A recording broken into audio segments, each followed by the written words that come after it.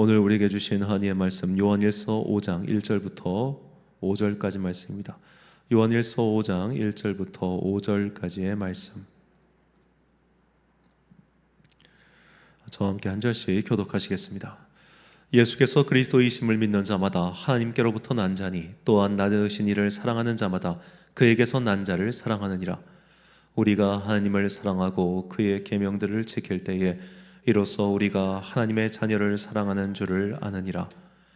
하나님을 사랑하는 것은 이것이니 우리가 그의 계명들을 지키는 것이라. 그의 계명들은 무거운 것이 아니로다.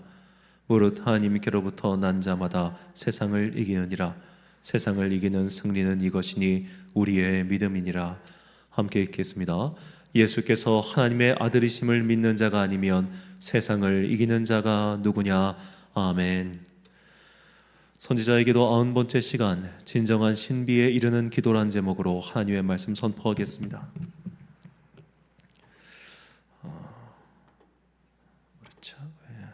먼저 광고 말씀드리겠습니다. 다음 주 금요일부터는 우리 교회가 다니엘 기도회를 시작하기 때문에 금요 기도회는 당분간 다니엘 기도회로 대체됨을 알려드립니다. 다니엘 기도회는 저녁 8시부터 10시까지 진행됩니다. 각 가정에서는 각자 유튜브 화면을 통해서 다니엘 기도에 접속하실 수 있으니까 우회 접속이 다 불가능합니다. 저작권 때문에. 그래서 꼭 2024 다니엘 기도회를 검색하셔서 유튜브에서 접속하셔서 함께 은혜의 잔치 누리시기를 간절히 소망합니다. 이 공주, 그러니까 저희 천안 지역에서 가까운 곳에 유네스코 세계 문화유산이 있습니다. 바로 공주에 있는 마곡사예요. 그 공주의 마곡사는 그들의 말에 따르면 신라 시대 이전에 백제 시대 때 지어진 건물이라고 합니다. 그러다 이제 불에 나고 화재 나고 여러 가지로 없어지다가 조선 시대 정조 때에 현재 이 대웅보전 등의 건물을 지은 것 같아요. 일부 화재가 있긴 했지만 그래도 잘 유지가 되고 있는 것 같습니다. 이 마곡사가 굉장히 큰데 이 조계종 7교군가 6교군가 하여튼 그렇습니다. 어마어마하게 큰데 그 마곡사에 가면 이제 올라가는 길 그 대웅보전이 있고 그런 대광보전이라는 것도 있고 여러 가지 절 사찰들이 있는데 그 돌탑 옆에 사람들이 이렇게 작은 돌들을 이렇게 쌓아놓은 것들이 있어요. 신기하더라고요. 돌들을 위해 기와장에 돌들을 쫙 쌓아놔가지고 그런 것들을 봤고요. 또 안에 그 대웅보전 안에 들어가면 전 밖에서만 봤는데 들어가면 한 기둥이 있습니다. 사람들이 그 기둥을 붙잡고 이렇게 빙글빙글 돌면서 기도 같은 걸 하더라고요. 참 신기했어요. 그게 아마 오래 지어진 건물이고 신령한 무언가가 있다고 생각해서 그렇게 하는 거겠죠. 그러니까 우리나라 불교는 사실 정통 불교랑은 동이 서에서 먼 것처럼 멀어요. 이 불교를 좀 연구해 보면 우리나라 대승불교가 얼마나 샤머니즘과 합일화되어 있는가 신비할 지경입니다. 이렇게 하도 그 기둥을 붙잡고 도니까 기둥의 색이 변색되어 있더라고. 그 부분만 이렇게 허옇게. 그런데 이건 마곡사뿐만 아니라 또 우리나라뿐만 아니라 세계의 여러 가지 소위 종교적이라고 하는 성소, 성물들에는 다 이런 흔적들이 있어요. 특히 성물 숭배하면 유명한 게 가톨릭 교회지 않습니까? 이 가톨릭 교회는 이제 항상 유명한 대성당 지하나 1층에는 그 당시 성자로 모셨던 분들의 관이 있어요. 유해가 있습니다. 그래서 그 유해 위에다가 건물을 짓는 거예요. 그들이 왜 그런 유해들을 숭상했냐면 우리가 성경을 보면 엘리사의 무덤에 누군가 시신을 던졌는데 그 시신이 부활하는 사건이 일어나잖아요. 그런 것처럼, 그리고 또 바울의 손수건을 누가 쥐니까 병이 나은 것처럼 그런 식으로 사람들이 특별한 사람들, 하나님께 인정받을 성인들의 물건들에는 특별한 영역이 깃들어 있다고 믿었어요. 그래서 그런 것들을 어떻게든 만지려고 했고 가지려고 했었단 말이에요. 그래서 그런 곳에 가면은 기도가 더 잘 되고 그런 곳에 가면 은혜를 더 받는다고 그렇게 믿었습니다. 죄송합니다. 제가 가을 되면은 축농증이 심해져가지고 가래가 더 잦을 거예요. 송구합니다. 자, 이렇게 그 이슬람에도 이런 데가 있습니다. 이슬람은 세 개의 성지가 있어요. 메카, 메디나, 예루살렘 이 세 개의 성지가 있는데 예루살렘 같은 경우는 예언자 무함마드가 승천했다고 해서 그들에게 성지입니다. 그런데 그들은 이렇게 가르쳐요. 예루살렘에서 기도하면 평소에 기도한 것보다 200배 응답을 더 많이 받는다. 그렇게 말합니다. 자, 이렇게 모든 종교에게는 신비로운 장소, 신비로운 물건들이 있더라는 거예요. 자, 이런 거를 연구한 학자가 있습니다. 이 미르체아 일리아데라고 하는 루마니아 사람인데, 이 사람 이름을 저는 미르치아라고 알고 있는데 또 미르체아라고도 읽는다 하더라고요. 굉장히 유명한 종교학자입니다. 자, 이 사람은 루마니아 출신인데, 이 사람이 이제 종교에 대해 관심을 갖게 된 이유는 어렸을 적에 성당을 갔는데 그 성당 스테인글라스에 들어오는 빛이 너무 신비롭다는 거예요. 그때 무언가 자기 안에 그 신비로운 감각이 일어났어요. 이게 너무 이상하니까 이것에 대해서 연구를 하기 시작한 거예요. 그러니까 모든 종교엔 이런 신비 체험 같은 게 있다더라. 그러면서 그가 이제 이 성과 속이라는 책에서 내린 결론은 사람마다 각자의 성스러운 장소, 성스러운 시간, 성스러운 물건이 있더라는 거예요. 근데 이것은 나만의 것이기 때문에 다른 사람이 볼 때는 아무 의미가 없어요. 예를 들어 제가 사찰에 간다고 해서 영험한 무언가를 느끼겠습니까? 근데 거기 계신 분들은 굉장히 진실한 마음으로 할 거 아니에요. 그래서 누군가에게 성스러운 것이 누군가에겐 속될 수도 있다. 이것에 대한 연구한 책입니다만, 자, 그렇다면 우리 개신교회는 도대체 무엇을 신비롭고 상스러운 것으로 여길까요? 개신교회는 그런 게 없습니다. 놀라울 만큼 우리는 그런 게 없습니다. 심지어 우리는 가장 신비로운 예식이라고 하는 성찬식조차도 이것 자체가 예수님의 몸과 피로 변한다고 믿지 않아요. 단지 우리가 이제 목회자가 축사한 이제 성체라고 하죠. 이제 그 떡과 포도주 안에 성령님께서 임재하시는 임재설을 믿지 변하는 화채설을 믿지 않아요. 그러니까 성당 같은 경우는 조금 큰 성당 가보시면 아시겠지만 성체 보관소라는 게 따로 있습니다. 그러니까 그날 쓰고 남은 이 성체, 그러니까 떡과 포도주를 따로 보관을 해두는 거예요. 이게 주님의 몸과 피니까 버릴 수가 없잖아요. 그래서 따로 보관을 해둡니다. 그러니까 그렇게 익혀둔 와인이니까 얼마나 맛있겠어요. 여하튼 그렇게 보관소가 따로 있는데 우리는 그런 게 없어요. 그러다 보니까 그냥 버려. 우리는 그냥 다. 원래 그렇게 하면 안 되는데, 그 정도로 우리는 무언가 특별한 것을 신비롭게 여기지도 않고 상스러운 공간, 성소의 개념도 우리에게는 사실 없습니다. 그러니까 성도님들이 무슨 강대상을 되게 특별하게 여겨가지고 여기는 신발 신고 올라가면 안 돼, 여기는 또 아무나 봉사하면 안 돼, 이렇게 생각하시는 거 다 틀린 생각이에요. 그런 생각 버리세요. 똑같은 공간이에요. 여기나 저기나 똑같은 공간이에요. 우리는 그런 거 안 믿어요. 그래서 이제 그 칼뱅파 교회를 가보면 유럽에 굉장히 특이합니다. 거기는 정말 하얘요. 하얘. 모든 게 벽면부터 밑에까지 다 하얘. 가보면 정신병 오는 줄 알았어요, 처음에. 그런데 유일하게 색깔이 바뀐 게 뭐냐면은 성경책만 딱 여기 하나 있어요. 강대상 앞에 성경책만 있고 나머지 제단 장식 아무것도 없어요. 무엇을 뜻하냐? 우린 오직 말씀만 믿는다요. 우리에게 중요한 건 오직 말씀, 그거 하나뿐이다. 이거를 상징적으로 보여주기 위해 성경책을 올려놓은 거지 그 성경책 자체가 성물이다, 이런 것도 아니에요. 자, 놀라울 만큼 종교개혁자들은 우리의 가르침 안에서, 교리 안에서 신비라고 하는 요소를 다 제거해 버렸습니다. 그리고 그렇게 그들은 살았습니다. 마르틴 루터 같은 사람은, 이제 루터를 따르는 제자들이 있었는데, 직계 제자들은 루터가 죽은 침상, 그 침상에 성인이 죽은 침상이니까 특별한 힘이 있을 거라 여겼던 그 동네 사람들이 그 침상에 나무를 뜯어가자 아예 그 침상을 태워버려요. 우리 이런 거 안 한다고. 깔뱅 같은 사람은 자기 무덤을 혹시 누군가가 숭배자처럼, 순례자처럼 올까봐 묘비조차 남기지 않았습니다. 이처럼 그들은 삶 속에서 오직 성경 외에는 그 어떠한 것도 신비롭고 숭배받을 대상으로 여기지 않게끔 만들어놨어요. 심지어 교회조차도 말씀의 아래에 둔 게 바로 개혁자들입니다. 그러니까 가톨릭 교회는 사실 교회가 성경 위에 있어요. 왜냐하면 이 성경 66권을 확정한 게 교회잖아요. 공의회 전통이라는데, 이 공의회의 결정사항이 성경 말씀에 준할 만큼의 권위가 있다고 가르치는 게 가톨릭 교회라면, 개신교회는 그게 아니라 오직 성경, 나머지는 다 부차적인 거, 이렇게 만든 겁니다. 그래서 우리 개신교회는 신비로울 게 없어요. 너무 신비로울 게 없어요. 그러다 보니까 이 사람들 사이에 어떤 신비로운 것을 추구하고 싶은 마음이 조금씩 생기기 시작한 게 소위 말하는 그런 개신교 영성운동, 뭐 개신교 수도원 운동 이런 걸로 조금씩 드러나고 있긴 합니다. 그래서 조금 더 약간 경건해 보이는 예배당, 조용하고 고요하며 빛이 스테인글라스까지는 아니지만 빛이 희미하게 들어오는 어떤 좀 그런 예술적인 공간을 사실 많이 만들죠. 혹은 특별한 나무를 들여와서 그런 걸 만든다거나, 여하튼간에 그런 이제 특히 경기도권 가면 그런 데가 많은데 그런 걸 하긴 해요. 하지만 이것도 정통적인 흐름은 아닙니다. 우리는 그런 특별한 장소 없다, 특별한 물건 없다, 이게 개신교의 기본적인 교리예요. 그렇기 때문에 오늘날 개신교회의 명칭을 달고 있으면서 무언가 특별한 것이 있다고 판매하는 것들은 전부 다 거짓 교사들입니다.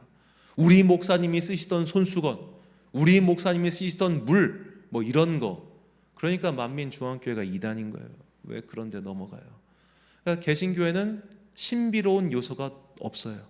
그런데 너무 없다 보니까 그래도 우리가 뭔가 좀 신앙생활이라는 건 좀 특별한 거 아닌가? 신앙생활이라는 건 말로 할 수 없는 무언가 신비로운 것 아닌가? 그렇게 우리가 생각하잖아요. 그래서 신비로움을 위해서 우리는 성령의 은혜를 체험하는 것을 굉장히 추구합니다. 그런데 어떤 신비한 것을 느끼고 싶어서 성령의 은사를 추구하는 사람들이 벌이는 소위 문제점이 있어요. 바로 은사주의예요. 너 은사 체험했어? 너 방언 받았어? 너 예언 받았어? 너 병치유 경험했어? 이렇게 경험하고 신비한 것 아니면은 너 성령의 은혜 받은 게 아니야 라고 치부하는 까지 하는 소위 말해 좀 극단적인 은사주의가 개신교 안에 분명히 있습니다. 이것 또한 잘못된 거예요. 자, 성령의 은혜, 성령의 체험이라고 하는 것은 사람마다 다르게 나타나고 또한 성경에 기록된 것 외의 방법으로도 충분히 나타납니다. 제가 자주 말씀드리지만 웨슬리 같은 경우는 그가 성령 체험한 게 그의 마음속에 일어났던 분명한 변화였어요. 그가 방언을 하지도 않았고 예언을 하지도 않고 막 몸에 경련이 일어나지도 않았지만 그는 분명히 성령을 체험했어요. 왜냐하면 그의 마음속에 그만 알 수 있는 분명한 변화의 신호가 있었거든요. 그러니까 이건 나만 알 수 있는 거예요. 예를 들어 제가 읽었던 소설 중에, 정확히는 그의 일대기입니다만, 그 맹인 시각장애인 목사이신 안요한 목사님의 그 체험을 다룬 소설 낮은 대로 임하소서, 이거 82년도에 영화로도 나왔는데요. 자, 이 낮은 대로 임하소서에서 이 안요한 목사님이 성령을 체험한, 하나님을 만난 일을 보면 어느 날 갑자기 그의 귀에 음성 같은 게 들렸어요. 너 빨리 성경을 펴서 어디를 읽어봐.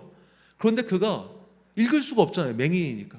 그래가지고 막 길을 가다가 아무나 붙잡고 누군지도 몰라요. 저기 이것 좀 펴서 여기 좀 읽어주지 않겠어요? 그러니까 그 학생도 뭔가 맹인이고 심상치 않은지 한 바퀴 쭉 읽어줘요. 아마 목소리가 학생이었던 것 같대요. 얼굴을 모르니까. 그런데 한 번 더 읽어달라고. 그래서 그 사람도 뭔가 심상치 않음을 느끼고 천천히 한 번 더 읽어줬어요. 그 학생인지 누군지 모르는 그 애띤 음성으로 읽는 성경의 말씀을 듣고 그 안에 성령이 임했다고 그 본인은 이야기해요. 제가 존경하는 이재철 목사님 부인분 일기장 보고 성령 체험했어요. 자기는 좋은 남편인 줄 알았는데 부인분 일기장에 나는 오늘도 죽을 걸 생각한다. 어떻게 죽을까 어떻게 죽을까 어떻게 죽을까 그러다가 다시 집으로 돌아온다. 그 일기장 보고 펑펑 울면서 내가 쓰레기 같은 인간이었구나. 그때 성령 체험을 해요. 다 방법이 다른 거예요. 나타나는 외양도 다르고 방법도 다르지만 우리는 성령님의 은혜, 이것을 통해서 신비를 체험해요. 그렇다면 그 신비란 무엇인가? 내가 변하는 신비예요. 내가 변하는 신비. 자, 아까 마곡사 말씀드렸지만 마곡사의 돌탑을 쌓는 사람들, 마곡사의 그 기둥을 붙잡고 도는 사람들이 도대체 무슨 신비를 체험하겠습니까? 저는 참 궁금합니다. 오늘날 많은 사람들이, 많은 종교인들이 소위 추구하는 신비 체험은 나는 변하지 않은 상태에서 외부에서 들어오는 어떤 감각적 체험을 원해요. 나는 변하기 싫어. 그러나 신비한 무언가는 느끼고 싶은 거예요. 하지만 우리가 말씀에 이거해서 이 종교개혁의 후손들이 추구하는 신비 체험은 무엇이냐? 내가 변하는 체험이에요. 내가 변하는 체험. 내가 변하는 게 가장 큰 신비예요. 그렇기 때문에 사도들이 우리에게 너희가 이런 신비를 체험하고 싶냐? 너희가 변하는 그 신비를 체험하기 위해 너희가 무엇을 하라고 했느냐? 바로 사랑을 하라고 그렇게 말합니다. 본문 3절 말씀, 하나님을 사랑하는 것은 이것이니 우리가 그의 계명들을 지키는 것이라. 그의 계명들은 무거운 것이 아니로다. 자, 이렇게 그의 계명들은 무거운 것이 아니라고 했는데, 그렇다면 이 계명들이 무엇인가? 요한일서 3장 23절과 24절, 그의 계명은 이것이니 곧 그 아들 예수 그리스도의 이름을 믿고 그가 우리에게 주신 계명대로 서로 사랑할 것이니라. 그의 계명을 지키는 자는 주 안에 거하고 주는 그 안에 거하시나니 우리에게 주신 성령으로 말미암아 그가 우리 안에 거하시는 줄을 우리가 아느니라. 아멘. 예수 그리스도를 믿고 서로 사랑하는 것, 이것이 하나님의 계명이고, 우리가 이 계명을 지킬 때 어떤 일이 벌어지느냐? 그가 우리 안에 거하고 내가 그분 안에 거하는 놀라운 신비를 체험하게 된다는 거예요. 즉 사랑이라는 문을 통해서 우리는 신비로 들어간다는 겁니다. 이것이 우리가 추구해야 할 신비 체험이에요. 우리는 자꾸만 무언가 특별하고 특이하고 나의 외부에서 오는 내가 뭔가 감상할 수 있고 체험할 수 있는 무언가를 원하지만, 가장 큰 신비는 내가 변하는 거예요. 내가 변하기 위해서는 사랑을 체험해야 돼요. 왜냐? 사랑은 변화시키는 힘이기 때문입니다. 우리가 예를 들어 이성 간의 사랑을이라고 가정해 봅시다. 이성 간의 사랑을 할 때 사랑에 빠진 사람은 변하잖아요. 사랑에 빠진 사람은 그동안 하지 않았던 이상한 짓을 하잖아요. 지극히 이성적이었던 사람이 감정적으로 행동하고 자기를 통제할 줄 알았던 사람이 자기를 통제하지 못하게 되잖아요. 사랑에 빠지면 반쯤 미치잖아요. 왜 그러겠어요? 사랑은 사람을 변화시키는 힘이 있기 때문입니다. 그래서 사랑이 신비인 거예요. 그렇게 변하지 않던 네가 변하는 게 신비 아닙니까? 그렇게 이기적이었던 당신이 변한 게 신비 아닙니까? 그러므로 하나님의 사랑, 그 사랑을 깨달은 사람은 하나님을 사랑하게 되고, 하나님을 사랑하게 됨으로써 남을 사랑하게 되고, 남을 사랑함으로써 그의 안에 거하면서 내가 변하는 놀라운 신비의 체험을 하게 되는 것이죠. 그래서 우리는 이 사랑이라고 하는 문을 통해서 신비의 단계로 들어가야 한다는 겁니다. 자, 자녀를 이런 분들 저는 가끔 이야기를 듣는데, 평생 담배 피다가 애가 태어나서 담배 끊는 사람들이 있잖아요. 너무 신비하고 너무 놀라워서 내가 이대로 살면 안 되겠구나, 막 아이를 보고 막 그 벅차오르는 감동과 신비 체험, 그게 신비 아닙니까? 그것도 변했으니까. 막 손주를 보고 너무 놀라워가지고 막 신비로운 감각을 느끼는 사람들, 그것도 신비 체험이죠. 이처럼 사랑은 우리를 신비의 단계로 들어가게 만든다는 겁니다. 자, 그래서 우리는 이 신비의 체험을 위해서, 신비의 경지, 즉 예수 그리스도와 하나가 되는 그 경지를 향하기 위해서 서로 사랑하고 아껴줘야 되는 거예요. 사랑의 실천을 통해 우리는 그의 신비 안으로 들어가는 겁니다. 제가 종종 말씀드렸죠. 한 맹인이 목사님을 찾아와서, 시각장애인, 자꾸 맹인이라고 해서 죄송합니다. 시각장애인이 찾아와서 목사님한테, 목사님 제가 어떻게 해야 예수님을 만날 수 있겠습니까? 라고 묻자, 당신보다 더 어려운 사람을 한 달 동안 섬겨보세요.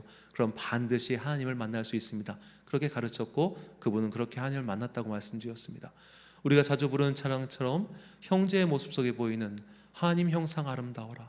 우리가 사랑하면 그 사람 속에서 하나님의 형상을 발견하고 그 하나님의 형상을 통해서 우리가 변화되고, 우리가 변화됨으로써 우리 안에 예수 그리스도의 공간이 더 넓어지는 거예요. 성령님께서 들어오실 그 그릇이 더 커지는 거예요. 그래서 우리는 힘써 서로 사랑해야 됩니다. 이것이 우리에게 주어진 어찌 보면 거의 유일한 의무이며 또 우리를 완전케 하는 의무이죠. 그러나 우리가 이 서로 사랑하라는 명령을 때로는 착각할 때가 있어요. 너 사랑하라며, 그럼 날 좀 사랑해줘 라고 말이죠. 사랑을 우리는 보통 내가 원하는 걸 상대가 들어주는 것, 이것을 사랑이라고 생각합니다. 사랑에 대한 많은 정의 중에 그런 게 있죠. 상대방이 원하는 걸 해주는 것, 이게 사랑이라고 우리는 생각합니다. 하지만 사랑은 상대가 원하는 걸 해주는 게 아니라 상대를 위해서 해주는 거예요. 상대가 지금 나는 지금 마약을 원해, 나에게 마약을 줘 라고 하면 마약을 주는 미친놈이 어디 있겠습니까? 그건 사랑하는 게 아니죠. 저 사람이 나는 진짜 네가 성공하길 원해, 너 부자 돼 라고 하면서 너를 사랑하니까 내가 너에게 경마권을 사주겠어라는 사람이 어디 있겠습니까?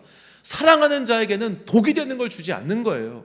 사랑하는 자가 비록 지금은 그것을 원하지 않겠지만 그에게 망가진 그 사람을 위해서 단호하게 권면할 수도 있고, 단호하게 혼을 낼 수도 있는 게 사랑 아닙니까? 그래서 부모가 자식이 듣기 싫어하는 거 뻔히 알면서도 듣기 싫은 소리, 너를 위해서 하는 건 아니에요. 사랑하면 그 사람을 위해서 그 사람이 싫어하는 소리도 할 수 있는 것이죠. 그래서 교회 안에는 반드시 권면이라는 제도가 있는 겁니다. 때로는 엄하게, 때로는 부드럽게. 너 그렇게 하면 안 돼. 한 명이 안 되면 두세 사람이 모여서 그렇게 권면하고, 그렇게 안 되면 교회의 이름을 통해서라도 권면하고, 그 말조차 안 들면 안 되겠지만 넌 나가 라고 할 때까지는 힘써서 권면하는 것이 우리가 추구해야 될 사랑이죠. 그런데 이렇게 사랑하지 않아도 되는 사람이 있어요. 바로 이단에 빠진 사람들입니다. 요한일서 5장 16절과 17절, 누구든지 형제가 사망에 이르지 아니하는 죄 범하는 것을 보거든 구하라. 그리하면 사망에 이르지 아니하는 범죄자들을 위하여 그에게 생명을 주시라. 사망에 이르는 죄가 있으니 이에 관하여 나는 구하라 하지 않노라. 모든 불의가 죄로 돼 사망에 이르지 아니하는 죄도 있도다. 자, 이게 무슨 말이냐면 요한일서 전체의 맥락을 생각해 봐야 되는데, 요한일서는 예수님께서 육체로 오심을 부인하는 그 이단 영지주의에 대해서 이제 그들을 경계하는 책이기도 합니다. 그렇기 때문에 이단에 빠진 자들에 대해서는 너희가 하지 말라고 얘기하는 거예요. 이거 우리의 생각과 좀 많이 다르죠. 우리는 뭐 이단에 빠진 사람도 우리가 건져줘야 되는데 이렇게 생각하지만 안 돼요. 왜 안 되냐면 이단에 빠진 사람을 구한다는 것은 내가 마치 안전장비를 끼지 않고 물속에 뛰어드는 것과 똑같습니다. 같이 빨려 들어갑니다. 이단에 빨려 들어가요. 그가 이쪽으로 오면 받아주는 거지 우리가 그들을 구하기 위해 가는 게 아니에요. 우리가 참 많이 오해하고 있지만 성경이 우리에게 이렇게 말하고 있습니다. 그들은 우리의 사랑의 대상이 아니라 안타깝지만 그분들은 가야 할 곳으로 갈 분들입니다. 어떻게 그렇게 말할 수 있냐고. 어떻게 이렇게 써 있는데. 그렇게 써 있는데. 그러니까 우리가 사랑에 대해서 오해하는 게 있어요. 우리는 마치 우리가 하나님은 사랑이시고 또 우리도 사랑해야 되니 무한대에 가까운 무한정의 사랑을 해야 된다고 생각해요. 여러분, 그럼 지옥이 왜 있습니까? 하나님의 사랑이 무한한데. 그 무한하신 사랑이 모든 죄인을 다 용서하고 지옥도 없애셔야지. 그래서 지옥이 없다고 말하는 사람도 있어요. 하나님의 사랑은 무한대니까. 그런데 하나님께서는 분명히 징벌하시거든요. 채찍질하시거든요. 벌을 내리시거든요. 그리고 지옥이 있거든요. 그렇기 때문에 우리의 사랑은 무한정한 사랑이 아닌 거예요. 서로 사랑하는 것은 분명하지만 때로는 단호하게 혼을 내기도 해야 되고 때로는 단호하게 끊어버리기도 해야 된다는 거예요. 너 계속 그런 식으로 살면 나와 더 이상 가족이 아니야. 너 더 이상 그렇게 살면 이제는 우리는 더 이상 인연을 이어갈 수가 없어 라는 식으로 단호하게 그를 혼내서라도 바른 길로 가게 하는 것, 그게 사랑입니다. 그래서 우리 그리스도인들은 무골호인이 아니에요. 뼈 없는 흐리멍텅한 사람처럼 내가 무조건 사랑해야 되니까 무조건 양보해줘야지, 무조건 사랑해줘야 되니까 무조건 참아야지, 이게 아니라 잘못된 것은 단호하게 아니요 라고 말하는 단호한 사람이 바로 그리스도인입니다. 왜 예수님께서 단호하게 베드로에게 사탄아 물러가라라고 하셨겠어요? 사탄아 물러가라. 그 성질도 막 그 드센. 어떤 사람들은 베드로와 예수님이 동갑이라고 이야기를 합니다. 그렇게 나이도 있고 한 베드로를, 그 충성스러운 베드로에게 아닌 건 아닌 거예요. 우리가 아닌 것까지 포용하는 것을 사랑이라고 착각하지 마십시오. 가끔씩 우리가 그런 착각에 빠지다 보니까 스스로도 감당도 되지 않는 것을 짊어지고 가다가 인생이 망가지는 분이 있어요. 안타까운 일이지만 저희 학교 선배 중에 믿지 않는 분이랑 결혼하신 분이 있습니다. 이분이 그래도 내가 그리스도의 사랑으로 믿지 않는 자를 참고 결혼해야지 했는데 남편에게 구타당해 죽었어요. 실제 사례입니다. 그러니까 이게 참 믿지 않는 자와 짐을 짊어지지 말라고 하는 말씀에 대해서 우리가 정말 깊이 있게 고민해 봐야 돼요. 끊어야 될 게 있구나. 마약 중독자를 내가 계속 사랑했다고 끌어안는 게 그게 정상일까요? 얼마 전에 그 남경필 전 경기도지사가 뉴스에 나와서 이야기를 했는데, 이제 그 아들이 이제 마약 범죄를 저지르지 않았습니까? 그 아들의 마약 범죄를 그분은 감쓰지 않았어요. 그거 보자마자 본인이 경찰에 신고했습니다. 아닌 건 끊어줘야 돼. 끊어주는 게 사랑인 거예요. 그거를 참고 내 아들이니까 내가 감싸줘야지, 내가 세상으로부터 보호해줘야지, 이게 사랑이 아니라는 거죠. 우리는 사랑에 대해서 오해하면 안 됩니다. 그렇기 때문에 우리가 이런 오해를 하기 때문에 스스로 힘들고 또 스스로 하나님에 대해서도 오해하는 거예요. 나를 무조건 다 용서해 주시고 받아주겠지? 아니요. 당신이 회개해야만 받아주실 겁니다. 그러므로 우리가 이 사랑의 신비를 통해서, 사랑을 통해서 신비의 문으로 들어가 예수 그리스도와 하나가 되기 위해서 우리는 서로가 서로를 바른 방법으로 온전하게 사랑해야 됩니다. 혼을 내야 될 때는 혼을 내고, 끊어야 될 때는 끊어야 되고, 다 놓아야 될 때는 다 놓아야 됩니다. 이런 사랑의 모습을 잘 갖출 때 비로소 우리는 건강하게 서로가 서로를 위해 사랑할 수 있는 거예요. 존 웨슬리가 이런 말을 했습니다. 우리는 때론 이제 부자 청년의 비유 때문에 그런 부담을 갖고 있어요. 당신이 날 사랑한다며 그러면 당신이 재산 다 내어줘야 되는 거 아니야? 당신이 우리를 사랑한다면 너의 전 재산을 팔아서라도 도와줘야 되는 거 아니야? 왜 당신은 그렇게 잘 먹고 잘 살면서 나를 도와주지 않아? 이렇게 말하는 사람들이 있어요. 그런 사람들에 대해서, 또 그런 부담감을 가진 사람들에 대해서 웨슬리가 이렇게 얘기합니다. 굉장히 건전한 이야기예요. 당신이 남을 도울 때는 당신을 위한 것을 쓰고 나머지 것으로 도우라고. 대신 당신을 위한 것을 쓸 때 남을 위해서 쓸 것을 남겨두고 사용하라고. 즉 우리는 과소비와 그런 것들을 하지 말아야지, 내가 쓸 것까지 안 쓰면서 남을 도와주는 거, 그거 건강한 거 아니라는 거예요. 웨슬리가 참 건강한 사람이에요. 제가 그래서 항상 웨슬리에 대해서 참 많이 이야기하는데, 이런 식으로 우리가 현실적인 삶 속에서 건강한 신앙생활을 해야지 이상한 신앙생활을 하면 안 된다는 거예요. 하나님의 사랑을 체험한 사람으로서 우리는 마땅히 끝까지 힘을 다해 이웃을, 형제를, 가족을, 내가 책임져야 될 사람들을 사랑해야 합니다. 그러나 그 사랑의 방법은 무조건적인 용서와 받아들임이 아니라 단호하게 맺고 끊음이 분명한 사랑입니다. 그런 사랑을 또 나도 받아들여야 돼요. 내 주변에 나의 신앙생활에 대해서 혼내는 사람이 한 명도 없다면 그거 정말 돌아봐야 됩니다. 우리는 때로는 교회 목사를 통해서 혹은 어떤 설교자를 통해서 내 마음에 찔림이 있는 따끔한 설교를 때로는 들어야 돼요. 그래야만 내가 조금이라도 더 예수 그리스도의 신비를 담을 수 있는 그릇으로 변화되어 나가기 때문입니다. 이처럼 우리가 오직 서로를 사랑하고 또 사랑의 영역을 확장하고 그 사랑의 깊이를 더 깊게 만들어갈 때 우리는 마침내 그리스도의 장성한 분량에 이르러 율법의 완성을 이루게 될 것입니다. 바울은 그래서 우리를 다음과 같이 권면합니다. 로마서 13장 8절과 10절 말씀 함께 읽겠습니다. 시작. 피차 사랑의 빛 외에는 아무에게든지 아무 빛도 지지 말라. 남을 사랑한 자는 율법을 다 이루었느니라. 사랑은 이웃에게 악을 행하지 아니하나니 그러므로 사랑은 율법의 완성이니라. 아멘. 사랑하는 천안광성교회 성도 여러분, 그리고 이 기도에 함께 참여하고 계신 귀한 주님의 자녀 여러분, 우리는 사랑의 문을 통해서 그리스도의 신비로 들어갑니다. 결코 다른 매개물을 통해서 들어갈 수 있는 것이 아님을 잊지 마십시오. 우리가 서 있는 곳이 바로 성스러운 장소입니다. 그렇기 때문에 우리는 언제 어디서든지 하나님과 소통할 수 있는 자격이 주어졌습니다. 주님께서 우리를 위하여 신비로 들어갈 수 있는 사랑의 문을 활짝 열어놓으셨기 때문입니다.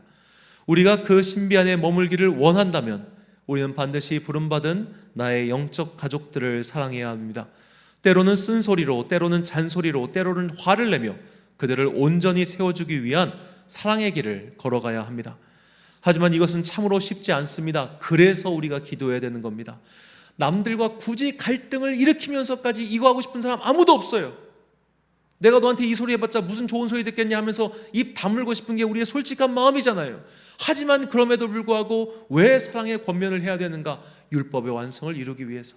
그런데 그 힘이 없을 때, 그 지혜가 부족하기에, 그러기 위해서 하나님의 도움이 필요하기에 우리는 항상 우리가 서로 사랑하기 위한 힘을 구하기 위하여 기도해야 됩니다.